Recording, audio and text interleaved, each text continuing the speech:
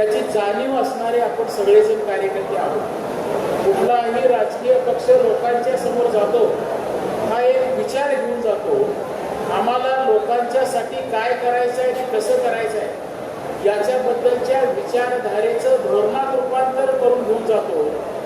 आज अशा दृष्टिकोनातून महाराष्ट्रात काम करणाऱ्या पक्षांच्याकडे जर आपण बघायचं ठरवलं तर प्रामुख्यानं दोन विचारधारा प्रामुख्यानं आपल्या डोळ्यासमोर उभा राहतात। आजपर्यंत आपण म्हणत आलो की धर्मनिरपेक्षतेच्या नावाखाली या देशातल्या सगळ्या अल्पसंख्याक लोकांनी एकत्र यावं आणि आम्हाला मतं द्यावी आणि मतांच्या राजकारणाच्या माध्यमातून सत्तेचं राजकारण करणारा एक विचार खरं तर काँग्रेस, राष्ट्रवादी काँग्रेससारख्या पक्षांच्या माध्यमातून आपण बघितला।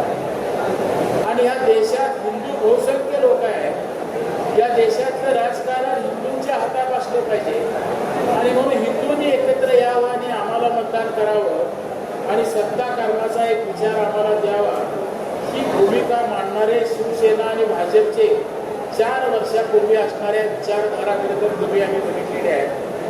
पण महाराष्ट्रात नेमकं या 4 वर्षात काय घडलं? विचारधारा म्हणून लोकांच्या समोर गेलेले हे पक्ष आपापल्या विचारधारा खरंच टिकवू शकले का? विचारधारांच्या पुढे जाऊन ज्या भावनेतून लोकांना, कार्यकर्त्यांना आपण संघटित केलं, त्या लोकांना, कार्यकर्त्यांना तो विश्वास राखण्याचं काम आपण करू शकलो का? तुम्ही आम्ही जर बघितलं तर कधी काँग्रेस बरोबर उद्धव ठाकरेंच्या सारखा नेता बसेल असं आपल्या कधी कुणाला स्वप्नात वाटलं नव्हतं, पण ते महाराष्ट्राच्या राजकारणात तुम्हाला आणि मला बघायला मिळालं। प्रामुख्यानं शरद पवारांच्या पक्षातून एखादा पक्ष बाहेर पडतो आणि तो भारतीय जनता पक्षाबरोबर येतो, अशा प्रकारची विश्वासार्हता लोकांच्या पातळीवर कधी आपण अपेक्षित केली नव्हती। तसं घडलेलं राजकारण हे प्रामुख्यानं आपल्याला बघायला मिळालं आणि मग महाराष्ट्राच्या सामान्य कार्यकर्त्याच्या समोर एक प्रश्न उभा राहिला की खरंच मी राजकारणात का आलो, खरंच मी समाजकारणात का आलो?